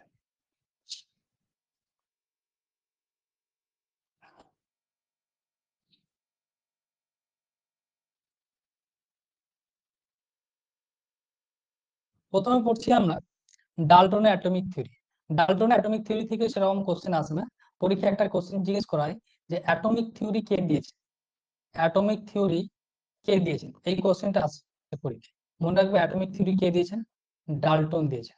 ডাল্টন কি করেছেন, অ্যাটমিক থিওরি দিয়েছেন। তিনি যেটা বলেছিলেন যে এই ইউনিভার্সের প্রত্যেকটা সাবস্টেন্স, যে কোনো পদার্থই কি নিয়ে তৈরি, অ্যাটম নিয়ে তৈরি, প্রত্যেকটা পদার্থ অ্যাটম নিয়ে তৈরি, তিনি এটা বলেছিলেন। আর কি বলেছিলেন যে অ্যাটম হচ্ছে, এটাকে কখনো ডিভাইড করা যায় না, এটা হচ্ছে ইনডিভিজিবল, এটা হচ্ছে ইনডিভিজিবল, এটা কখনো আমরা ভাঙতে পারি না। এটা হচ্ছে ডাল্টনিক অ্যাটমিক থিওরি মেন। তারপর তিনি সাব অ্যাটমিক পার্টিকেলের কথা বলেছিলেন, যেগুলো পরবর্তীতে ইলেকট্রন প্রোটন নিউট্রন নামে জেনেছি। তিনি এই কথাটুকুই বলেছেন, এইটুকু জেনে রাখো ডাল্টনের অ্যাটমিক থিওরিতে। এই প্রত্যেকটা পদার্থকে কি নিয়ে তৈরি? অ্যাটম নিয়ে তৈরি, যেটা তিনি অ্যাটমিক থিওরিতে বলেছিলেন। বাকি যে কথাগুলো বলেছিল এগুলো থেকে পরীক্ষায় কোশ্চেন আসে, বাট অ্যাটমিক থিওরিতে এই সমস্ত জিনিসগুলো ছিল, বাট এগুলো থেকে পরীক্ষায় কোশ্চেন আসে না। ফার্স্ট যে পয়েন্টটা লেখা আছে এখান থেকে কোশ্চেন আসে। আর অ্যাটমিক থিওরি কে দিয়েছিলেন এটা কোশ্চেন পরীক্ষায় জিজ্ঞেস করা হয়। ডাল্টন অ্যাটমিক থিওরি দিয়েছিলেন। তাই ডাল্টন অ্যাটমিক থিওরি থেকে আর বেশি কিছু পড়ার দরকার আমাদের নেই। দেখো শুধু পড়ে নিলেই হবে না, কিন্তু সেটাকে মনে রাখার জন্য কিন্তু ভাবতে হবে, কারণ বিজ্ঞানে জানার শেষ নাই। আমি তোমার যত এক্সপ্লেন করব তোমার মনে কোশ্চেন আরো তত বেশি আসবে। আমি যদি তোমার সামনে এক্সপ্লেনই না করি তোমার মনে কোনো কোশ্চেনও আসবে না, যার জন্য জানার শেষ নেই। কিন্তু আমাদের জানার একটা লিমিটেশন থাকা দরকার, যেহেতু আমাদের কম্পিটিটিভ এক্সামে পড়ছি। আলটিমেটলি আমাদের দিনের শেষে ইনফরমেশন গুলো কিন্তু মনেও রাখতে হবে, নাহলে কিন্তু পড়ে কিছু হবে না। ক্লাস মজা লাগবে, ক্লাস ভালো লাগবে, আলটিমেটলি আমরা রেজাল্ট পাবো না। যার জন্য আমাদের পড়ার মধ্যে একটা লিমিটেশন থাকতে হবে, যে আমরা এত দূর অবধি পড়বো, তারপর আমরা আর এক্সপ্লানেশনে যাব না। কারণ যেটা আমাদের মাথায় ঢুকবে সেটা আবার কিন্তু একটা টাইমে গিয়ে বেরিয়েও যাবে, তাহলে কতটা ঢোকাচ্ছ সেটাও কিন্তু মাইন্ডে রাখতে হবে। তাহলে ডাল্টন অ্যাটমিক থিওরি থেকে এটুকুই আমরা জানি। নেক্সট হচ্ছে যে থমসনের মডেল। দেখো যে পরমাণুর স্ট্রাকচার কি হবে, এই ইতিহাসটা কিন্তু অনেকদিন আগে থেকে শুরু হয়েছিল।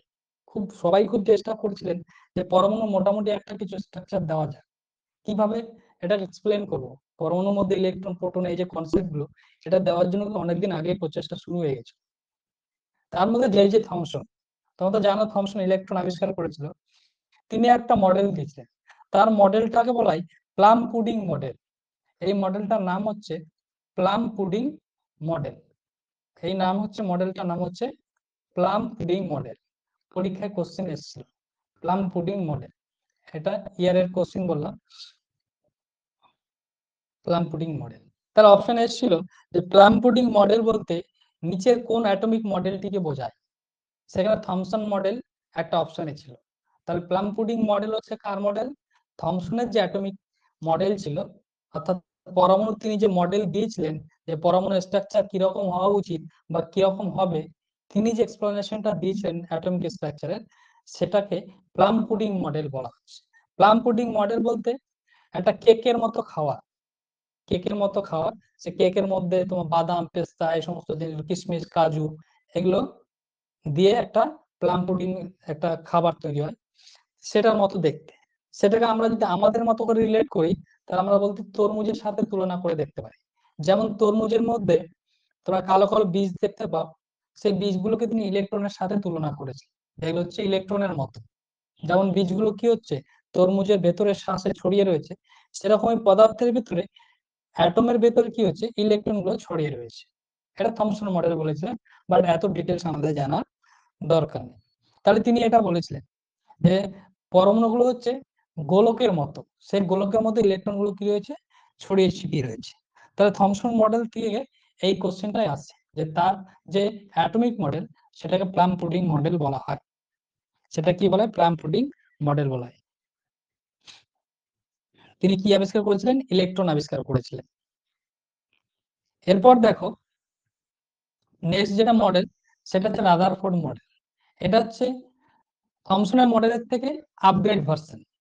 রাদারফোর্ডের পর আমরা বোর মডেল পড়বো, সেটা হচ্ছে আবার রাদারফোর্ডের কারেকশন মডেল।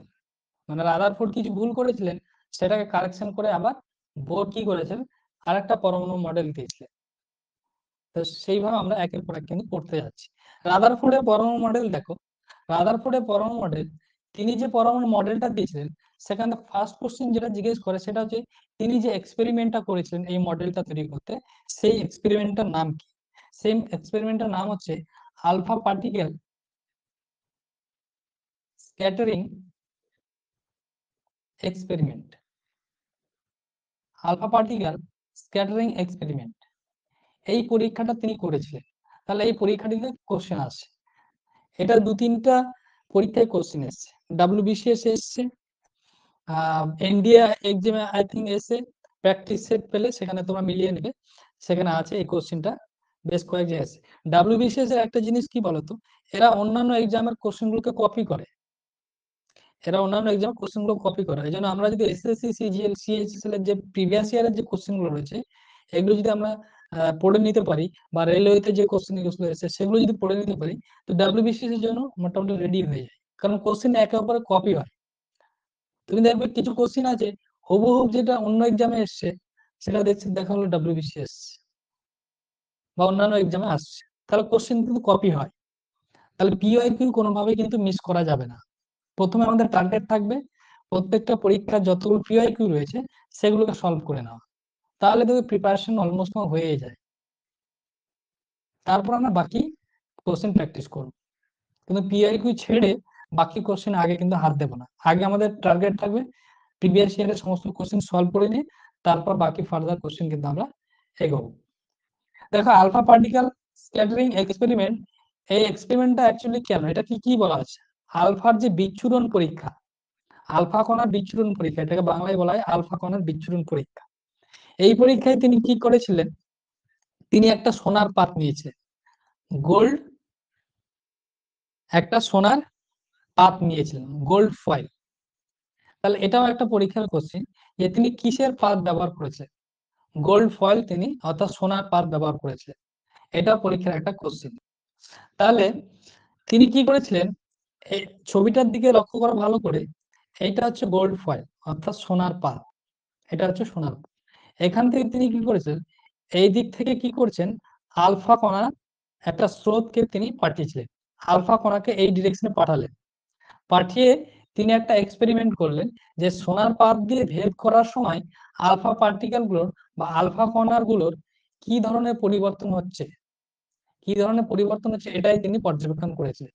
যে এই দিক থেকে আলফা কণা পজিটিভ, আলফা কণা হচ্ছে পজিটিভ তড়িৎগ্রস্ত, আলফা কণা পজিটিভ তড়িৎগ্রস্ত, এই পজিটিভ তড়িৎগ্রস্ত আলফা কণাকে তিনি কি করেছিলেন, এই সোনার পাতের ভেতর দিয়ে পাঠিয়েছিলেন, পাঠিয়ে তিনি কিছু একটা অবজার্ভ করেছিলেন। তার অবজারভেশনটা কি ছিল সেটাই আমরা একটু পড়ব, তাহলে এই দুটো কোশ্চেন আমরা পড়লাম, আর কিছু এদের অবজারভেশনটা ছিল, সেই অবজারভেশনটা আমরা একটু পড়বো। সেটা আমি তোমাদের আরেকটা ছবি দিয়ে বোঝাচ্ছি, যেটা একটা সিম্পল ছবি দিয়ে বোঝাচ্ছি, যেটা তোমাদের বুঝতে সুবিধা হবে। শুধু এইটুকু এখানে বুঝে নাও যে এই দিক থেকে আলফা কণার একটা স্রোত আসছে, এই আলফা কণাগুলো এই যে সোনার পাত রয়েছে এই স্বর্ণের পাতের ভিতর দিয়ে কি হবে, ভেদ করবে। এটাকে তিনি কিভাবে পর্যবেক্ষণ করেছিলেন, কি কি সিদ্ধান্ত নিয়েছিলেন, তারপর সেটা আমরা একটু দিব, সেখান থেকে 2-4টা কোশ্চেন হয়। সেটাকে আমি একটা সহজ ছবি দিয়ে তোমাদের বোঝানোর চেষ্টা করছি, এটা কমপ্লিকেটেড ছবি, বোঝাতে একটু অসুবিধা হয়। এই ছবিটা লক্ষ্য করো, বুঝতে পারবে। এই ছবিটা লক্ষ্য করো, এটা হচ্ছে তোমাদের সোনার পাত, যেটা তিনি পরীক্ষার জন্য ব্যবহার করেছিলেন। এই দিক থেকে তিনি কি করেছেন, আলফা পার্টিকেল গুলোকে তিনি প্রজেক্ট করেছিলেন। যখন আলফা পার্টিকেল গুলো এর মধ্যে দিয়ে গেল এই সোনার পাতটার মধ্যে দিয়ে, তখন দেখা যাচ্ছে যে সমস্ত আলফা কণাগুলো সোনার পাতকে ভেদ করে চলে যাচ্ছে, সমস্ত আলফা কণাগুলো কি হচ্ছে, সোনার পাতকে ভেদ করে চলে যাচ্ছে। তার মানে কি, তার মানে হচ্ছে যে এই যে পরমাণুটা রয়েছে, এটা হচ্ছে কি একটা সোনার যে পাত রয়েছে তার একটা পরমাণুর ছবি, এটা কিন্তু এটা একটা পরমাণুর ছবি দেখা হয়েছে, এটা পুরো কিন্তু একটা সোনার পাত নয়। আর সোনার পাতে যে একটা পরমাণু রয়েছে সেই ছোট্ট পরমাণুর ছবিটা কিন্তু এটা, কনসেপ্ট ভুললে হবে না, এটা হচ্ছে একটা পরমাণুর ছবি। তাহলে দেখো যখন যাচ্ছে এর মধ্যে দিয়ে, পরমাণুর মধ্যে দিয়ে আলফা কণাগুলো, তখন কি ধরনের চেঞ্জ তিনি দেখলেন, যে সমস্ত আলফা কণাগুলো কি হচ্ছে, সোনার পাত ভেদ করে চলে যাচ্ছে, সোনার পাত ভেদ করে চলে যাচ্ছে। তাহলে ওখান থেকে তিনি ডিসিশন নিলেন যে পরমাণুর সমস্ত বেশিরভাগ জায়গায় তিনি কি বলেন, ফাঁকা, পরমাণুর বেশিরভাগ জায়গায় ফাঁকা, বেশিরভাগ জায়গা ফাঁকা, এই ডিসিশনটা তিনি নিয়েছিলেন। এটা তিনি সিদ্ধান্ত নিলেন। কেন সিদ্ধান্ত নিলেন, কারণ আলফা কণাগুলোকে যখন সোনার পাত ভেদ করে পাঠালেন, সেগুলো সোনার পাত ভেদ করে অলমোস্ট সবগুলো কি হলো, চলে গেল, অলমোস্ট সবগুলো। তার মানে কি, পরমাণুর বেশিরভাগ জায়গায় ফাঁকা, বেশিরভাগ জায়গায় কি হচ্ছে, ফাঁকা। তার মানে most of the part of atom is empty, বেশিরভাগ জায়গায় পরমাণু ফাঁকা। তারপর তিনি কি লক্ষ্য করলেন, যে কিছু পার্টিকেল রয়েছে কিছু পার্টিকেল, খুবই অল্প সংখ্যক পার্টিকেল রয়েছে যেগুলো পরমাণুতে ধাক্কা খেয়ে আবার কি করলো, বাউন্স ব্যাক করে ঘুরে আসলো। এই ডিরেকশনে যাচ্ছিল, এই ডিরেকশনে যাওয়ার পর পরমাণুতে ধাক্কা খেয়ে আবার কি করছে, ফিরে আসছে। এটা কেন হলো? এখান থেকে ডিসিশন নিল, যেহেতু আলফা কণা পজিটিভ তড়িৎগ্রস্ত, তার মানে ধাক্কা খেয়ে ফিরে আসছে, তার মানে কোথাও একটা পজিটিভে গিয়ে আঘাত করেছে, নাহলে ধাক্কা খেয়ে ফিরে আসবে কেন?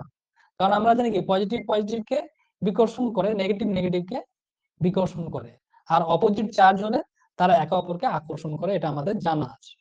তাহলে আলফা কণা যদি পরমাণুতে ধাক্কা খেয়ে ফিরে আসে, তার মানে কি নিশ্চয়ই কোথাও একটা পজিটিভ চার্জে গিয়ে আঘাত খেয়েছে, কারণ আমরা জানি আলফা কণা হচ্ছে পজিটিভ তড়িৎগ্রস্ত, এবং সেটা কি, সেটা খুব হাইলি ডেন্স, খুব ঘনত্বযুক্ত।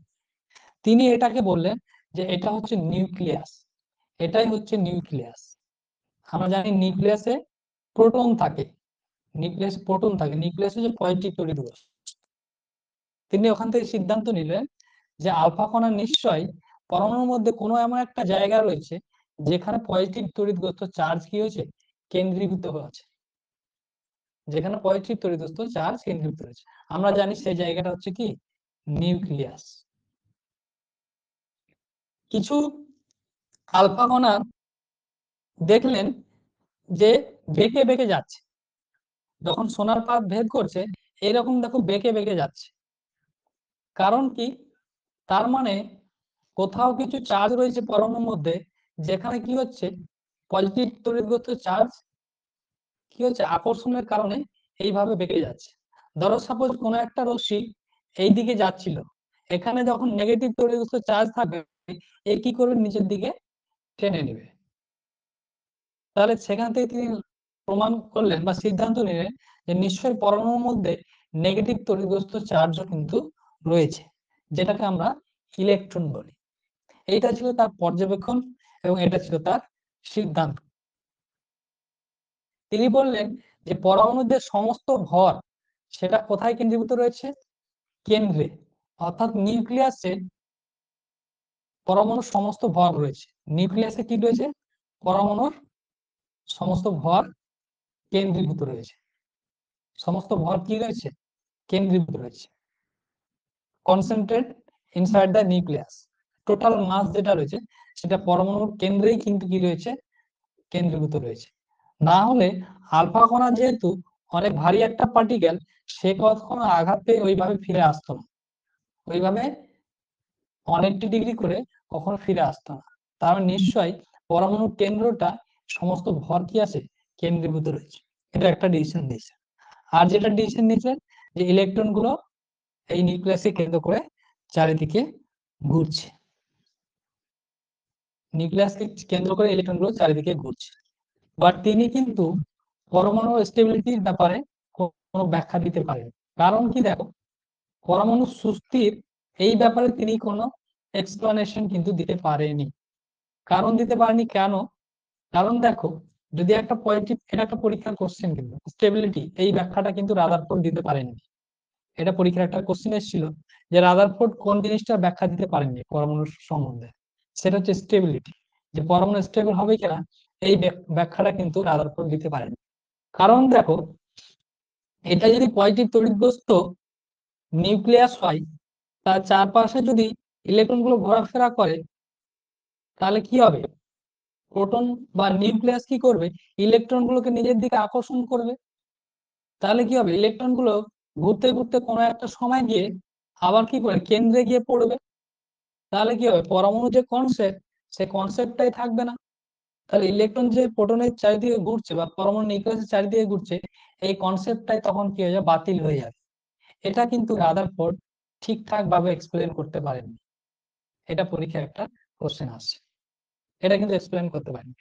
যে ইলেকট্রন গুলো যদি চারিদিকে ঘুরে, তাহলে ঘুরতে ঘুরতে একটা সময় তো পরমাণু নিউক্লিয়াসের আকর্ষণের কারণে সেটা তো নিউক্লিয়াসে গিয়ে পড়ে যাবে। তাহলে তো পরমাণুর যে কনসেপ্ট, যে নিউক্লিয়াসকে কেন্দ্র করে ইলেকট্রন গুলো চারিদিকে ঘুরছে, যেটা রাদারফোর্ড বলছে, তাহলে সে তো তার কথার সাথে কি এক্সপ্লানেশন ঠিকঠাক দিতে পারছেন না। এটা ছিল তার স্টেবিলিটি নিয়ে তার একটা যে মডেল, সে মডেলের কিন্তু একটা লিমিটেশন বলতে পারো, সীমাবদ্ধতা বলতে পারো, ড্রব্যাক বলতে পারো, যা কিছুই বল, তিনি কিন্তু এটা ঠিকঠাক ভাবে এক্সপ্লানেশন দিতে পারেন। এরপর হচ্ছে তিনি যখন ঠিকঠাক ভাবে এক্সপ্লানেশন দিতে পারলেন না, তিনি কি বললেন, অ্যাকচুয়ালি রাদারফোর্ড কি করেছিল, এই যে ইলেকট্রন গুলো ঘুরছে এবং ভেতরে যে নিউক্লিয়াসকে কেন্দ্র করে চারিদিকে ইলেকট্রন গুলো ঘুরছে, তিনি এখানে কি করেছিলেন, একটা ফর্মুলাকে ইউজ করেছিলেন, যেটা হচ্ছে ক্লাসিক্যাল মেকানিক্সে আমরা ইউজ করি। নিউটনে যখন পড়বো সেখানে আমরা ওই এগুলো ইউজ করি। সেটা হচ্ছে centrifugal force, centripetal force, electrostatic force, এই ফোর্স গুলো আমরা, এই যে সেন্ট্রিপিটাল ফোর্স, সেন্ট্রিফিউগাল ফোর্স, এগুলো বড় বড় বডির ক্ষেত্রে অ্যাপ্লাই করা যায়, যেটা আমরা ক্লাসিক্যাল মেকানিক্স যখন পড়বো বা নিউটনের ফর্মুলা যখন পড়বো তখন সেখানে আমরা দেখব যে বড় বড় বস্তুর ক্ষেত্রে সেন্ট্রিফিউগাল ফোর্স, সেন্ট্রিপিটাল ফোর্স, এই ক্লাসিক্যাল মেকানিক্সের এই ফর্মুলাগুলো ইউজ করা যায়। বাট রাদার কি করেছিলেন, ওই ফর্মুলাগুলোকে এখানে ইউজ করেছিলেন, যে ইলেকট্রন গুলো হচ্ছে সেন্ট্রিফিউগাল ফোর্স এবং ফোর্স অফ অ্যাট্রাকশন এটা ব্যালেন্স করছে বলে তিনি ওই ফর্মুলাগুলো ইউজ করেছিলেন রাদার। তাহলে ভাবো, পরমাণু একই ছোট একটা জিনিস, তার উপরে ইলেকট্রন প্রোটনের মধ্যে কেউ যদি ক্লাসিক্যাল মেকানিক্সের ফর্মুলা ইউজ করে তাহলে সেটা বোকার মতোই হবে। তখন বোর বললো কি, যে রাদারফোর্ড পাগল হয়ে গেছে, যে ক্লাসিক্যাল মেকানিক্সের formula, centrifugal force, centripetal force, এগুলো কখনো রাদারফোর্ডের যে পরমাণু মডেল ইলেকট্রন প্রোটনের ক্ষেত্রে এগুলো কখনো অ্যাপ্লাই করা যায় না। তখন তিনি আবার একটা কারেকশন নিয়ে আসলেন, একটা কারেক্টেড মডেল তিনি দিলেন, যেটাকে আমরা বলি বোর অ্যাটমিক মডেল। তিনি তার মতো করে এক্সপ্লেন করলেন।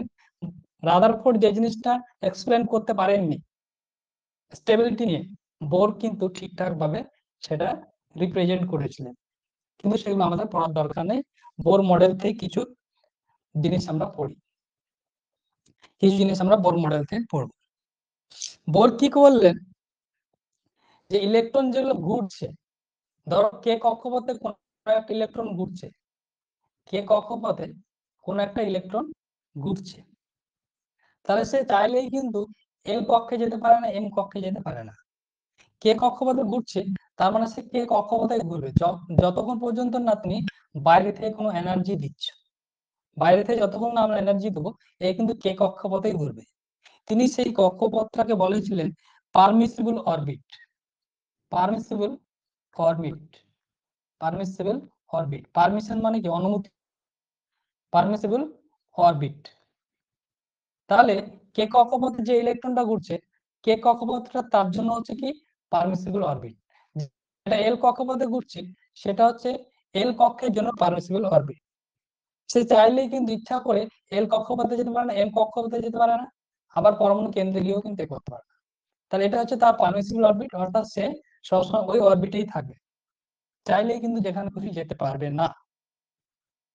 তবে যদি যেতে চাই, ধরো কে কক্ষপথের কোনো একটা ইলেকট্রন, ধরো কে কক্ষপথের কোনো একটা ইলেকট্রন এল কক্ষপথে আসবে, কে কক্ষপথের কোনো একটা ইলেকট্রন যদি এল কক্ষপথে আসতে চায় তাহলে তাকে কি করতে হবে, এনার্জি গেইন করতে হবে। এনার্জি যদি গেইন করে, এনার্জি গেইন করলে অর্থাৎ এনার্জি যদি দেওয়া হয় তাহলে কে কক্ষপথের ইলেকট্রনটা জাম্প করে এল কক্ষপথে আসবে। আবার আরো যদি এনার্জি দেওয়া হয় এল কক্ষপথ এনার্জি এম কক্ষে আসবে। এটা হচ্ছে কনসেপ্ট। তাহলে এনার্জি গেইন করলে বা এনার্জি লস করলে, এনার্জি লস হলে তখন কিন্তু ইলেকট্রন কি করবে, তার নিজের কক্ষপথ ছেড়ে অন্য কক্ষপথে যাবে। তারপর তিনি আরো একটা কনসেপ্ট দিয়েছিলেন, যে কোনো একটা ইলেকট্রন যে কক্ষপথে ঘুরছে ওই কক্ষপথে ঘোরার সময় তার যে অ্যাঙ্গুলার মোমেন্টাম হবে, তার যে অ্যাঙ্গুলার মোমেন্টাম, সেই ফর্মুলাটা তিনি বলেছিলেন। অ্যাঙ্গুলার মোমেন্টাম অর্থাৎ কৌণিক ভরবেগ কত হবে, সেটা হবে nh/2π, এটা তিনি বলেছিলেন। অ্যাঙ্গুলার মোমেন্টাম nh/2π হবে, যেখানে h কে বলা হয় প্লাঙ্কস কনস্ট্যান্ট। কারণ তিনি যে মডেলটা তৈরি করেছেন তিনি কিন্তু প্লাঙ্কসের কোয়ান্টাম থিওরি হেল্প নিয়েছিলেন।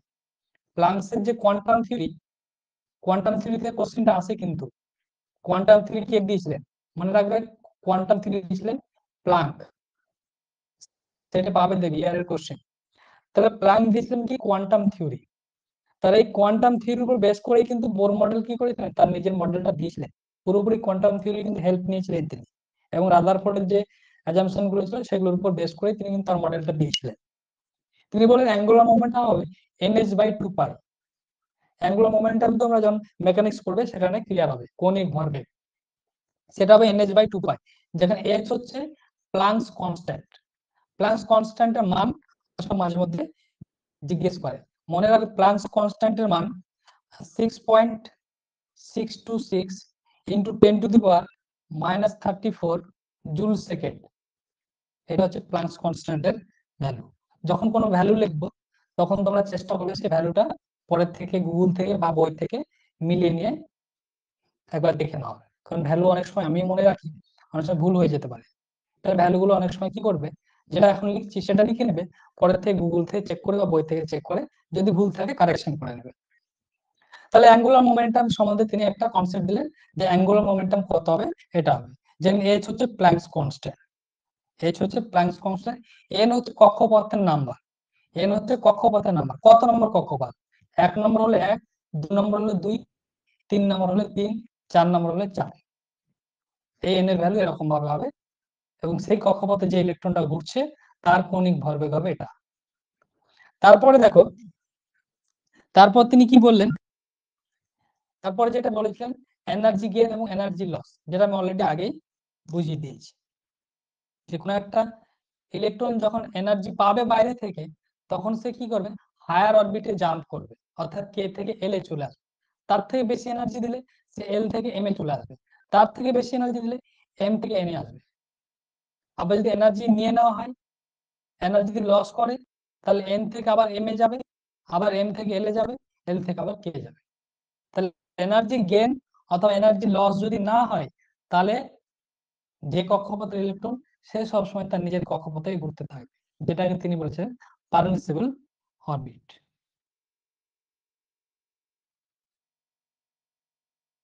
এই ছিল মোটামুটি তোমাদের অ্যাটমিক মডেল। তোমার ক্লাস আজকে সবাই বুঝতে পেরেছো? ক্লাস সবাই বুঝতে পেরেছো? হ্যাঁ স্যার।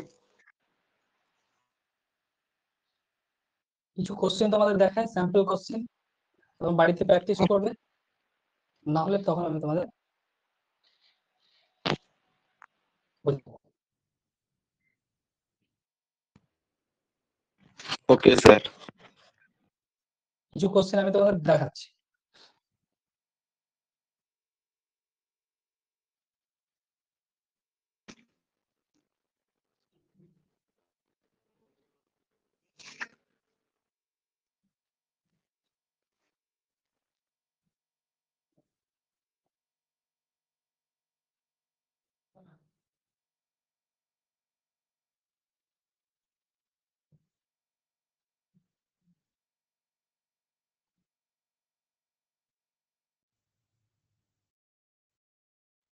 জাস্ট স্যাম্পল কোশ্চেন তোমাদের দেখাচ্ছি, তোমরা যাতে করে একটা আইডিয়া পাও যে কি ধরনের কোশ্চেন পরীক্ষায় আসে, যেগুলো পড়লে সেগুলো কাজে লাগছে কিনা। Rutherford alpha particle experiment was responsible for the discovery of, কিসের ডিসকভারি হয়েছে, এটা প্রথম ক্লাসেও বলেছিলাম, নিউক্লিয়াস। আবার আজকেও ডিসকাস করলাম, সেটা হচ্ছে নিউক্লিয়াস। স্পেলিংটা ভুল আছে, স্পিসিস বল, that has the same number of electron as chlorine. ক্লোরিনের হচ্ছে 17, এটা হচ্ছে ক্লোরিনের।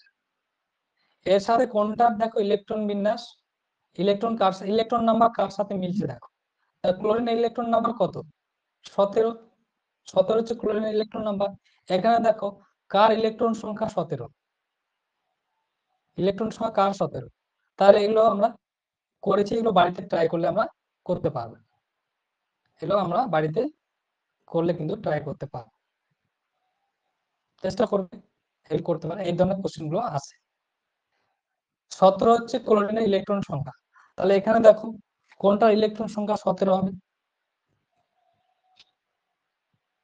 তোমরা দেখে বুঝতে পারছো কোনটা 17 হবে ইলেকট্রন বিন্যাস।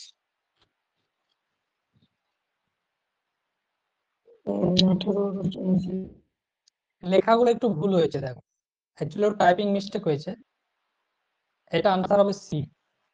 কি করে সি এর এটাকে আমি লিখছি দেখো, এটা অ্যাকচুয়ালি এরকম ছিল 18 আর্গন প্লাস 40, 18 আর্গন প্লাস রয়েছে, তাহলে 18 আর্গন প্লাস এটা কিন্তু অ্যান্সার হবে। কারণ কি দেখো, আর্গন প্লাস মানে কি, আর্গনের পায়ে যেটা লেখা রয়েছে সেটা হচ্ছে প্রোটন সংখ্যা, তার মানে আর্গনের নর্মালি 18টা প্রোটন রয়েছে, তার মানে ইলেকট্রন কত হওয়া উচিত আর্গনের 18টা, বাট এটাতে ইলেকট্রন কত হবে 17টা হবে, কারণ কি একটা ইলেকট্রন সে ত্যাগ করেছে, যার জন্য পজিটিভ সাইন রয়েছে দেখো, তাহলে এটা হবে অ্যান্সার।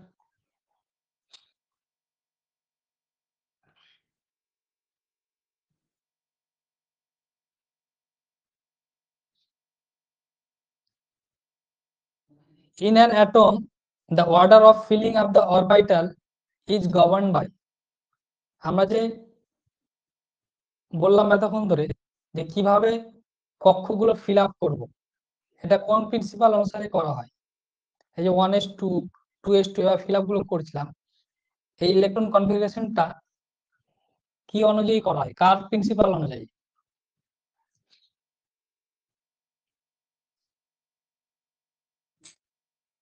এই যে প্র্যাকটিস সেটটা রয়েছে, আমরা যখন কোশ্চেন আনসার অ্যানালাইসিস করব তখন কিন্তু সবগুলো কোশ্চেন আমরা ডিসকাস করব। এই প্র্যাকটিস সেটে যতগুলো কোশ্চেন রয়েছে সবগুলো কিন্তু আমরা ডিসকাস করব, এক্সপ্লানেশন আমি কিন্তু তোমাদের দেব যখন আমরা কোশ্চেন আনসার ডিসকাস করব। তাহলে আমরা একটু আগে পড়লাম হাববাও প্রিন্সিপাল, হাববাও প্রিন্সিপাল অনুযায়ী আমরা কি করি, ইলেকট্রন বিন্যাস করি, হাববাও প্রিন্সিপাল অনুযায়ী।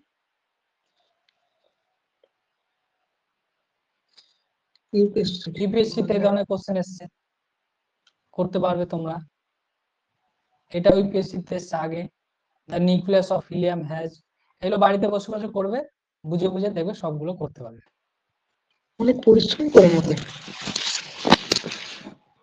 হ্যাঁ বলো। অনেক কিছু মানে অনেক ঘাটাঘাটি করেন, খুব ভালো লাগে, তাহলে তাও পেয়ে গেছেন, থ্যাংক ইউ স্যার। হ্যাঁ আমি 96 আমার আমার সারাক্ষণ কাজই থাকে এটা, আমি ট্রেনে বাসে যখন যেখানে থাকি আমি একটা কাজই করি, শুধু পিআইকিউ ফলো করি, যে পিআইকিউ কি দিচ্ছে, কারণ দেখো প্রত্যেকটা পরীক্ষা না ট্রেন্ড চেঞ্জ করে, প্রত্যেকটা পরীক্ষা কোশ্চেন জিজ্ঞেস করার ধরন আছে। এসএসসি তে এক ধরনের কোশ্চেন জিজ্ঞেস করবে, কারণ তোমরা যে জব করবে তো তোমার জব রোল কিন্তু এক একটা ডিপার্টমেন্টে এক এক রকম। তুমি একজন ইনকাম ট্যাক্স অফিসার হলে তার এক তোমার আলাদা কাজ থাকবে, তুমি যখন ডাব্লিউবিসিএস অফিসার হবে তার একটা কাজ আলাদা হবে, তো তোমাদের কাজের উপর বেস করে কিন্তু কোশ্চেন জিজ্ঞেস করা হয়, যেটা হয়তো অনেকেই জানো না যারা নতুন প্রিপারেশন নিচ্ছ। তো কাজের ধরন অনুযায়ী কিন্তু কোশ্চেন জিজ্ঞেস করা হয় এবং সাবজেক্টের ভ্যালু থাকে সেই অনুযায়ী, কোন সাবজেক্টকে কতটা ভ্যালু দেবে, ওয়েটেজ দেবে, সেটা কিন্তু তোমার জবের উপর ডিপেন্ড করছে যে কি ধরনের জব তুমি করবে। সিজিএল এর ম্যাথ কেন এত টাফ থাকে, কারণ তুমি সেখানে ইনকাম ট্যাক্স বা তুমি কোথাও একটা গেছো, তো তোমাকে সেই ধরনের কাজ রয়েছে, তোমাকে ওই ধরনের তোমার মানসিকতা থাকতে হবে। তো অনেক কিছু কারণ রয়েছে, যেমন পিওয়াইকিউ ফলো না করলে আমরা বুঝতে পারবো না যে তোমার কোন পরীক্ষায় কোন কোশ্চেনটা তোমাকে দেবে বা কি ধরনের কোশ্চেন তোমাকে জিজ্ঞেস করতে হবে। এটা যে কোনো ফ্যাকাল্টি এটা উচিত যে পিওয়াইকিউ কে ভালো করে এবং প্রতি বছর কিভাবে আপডেট হচ্ছে, আগের বছর কোশ্চেন কি জিজ্ঞেস করেছে, তার আগে কি জিজ্ঞেস করেছে, এখন কেন ওই ধরনের কোশ্চেন গুলো কিভাবে চেঞ্জ হচ্ছে, সবকিছু কিন্তু ফলো করা উচিত। তাহলে এই ধরনের কোশ্চেন গুলো দিয়েছি, তোমরা সবগুলো কোশ্চেন প্রায় বুঝে বুঝে করবে, দেখবে তোমরা করতে পারবে, করতে পারবে, এগুলো আমি করিয়েছি, এগুলো বুঝে বুঝে করবে, কি স্যার এই এটাও চ্যাপ্টারটা কি বুঝে বুঝে করতে হবে। স্যার হ্যাঁ বলো। এখন কি ক্লাসটা রেকর্ড হচ্ছে? হ্যাঁ সবগুলো ক্লাস রেকর্ড হচ্ছে, পুরোটাই ক্লাস Okay. রেকর্ড হচ্ছে। রেকর্ডের পরে আমি একটু একটু কথা বলবো, মানে রেকর্ড না হলে। আচ্ছা বেশ, তুমি আমাকে ক্লাসের পরে ফোন করবে, অসুবিধা নেই। ঠিক আছে, তাহলে এই প্র্যাকটিস সেটটা আমি তোমাদের দিয়ে দেবো, তোমরা প্র্যাকটিস করবে, যদি কোনো জায়গায় আটকে যাও বা পারছো না করতে আমি আবার এটাকে এক্সপ্লেন করব, যেহেতু এই প্র্যাকটিস সেটটা কিন্তু তুমি টাফ লেভেলে দিয়েছি, যাতে তোমরা সবগুলো কোশ্চেন ফেস করতে পারো, সব ধরনের এগুলো টাফ লেভেলের কোশ্চেন আছে, তাহলে এগুলো কিন্তু করতে হবে, তোমরা দেখবে করতে পারবে, অসুবিধা নেই, কিন্তু একটু বুঝে বুঝে করতে হবে, যেগুলো আমি পড়ালাম সেগুলোকে মাথায় রেখে রেখে একটু ধৈর্য সহকারে করতে হবে, মানে এখন সাথে সাথে তুমি আনসার করতে পারবে না, তোমাকে একটু বুঝতে হবে, তারপর করতে পারবে। ঠিক আছে বেশ, তাহলে আজকে ক্লাস এখান থেকে যারা ধৈর্য ধরে এতক্ষণ ক্লাস করলে তাদের অসংখ্য ধন্যবাদ। ঠিক আছে, বেশ।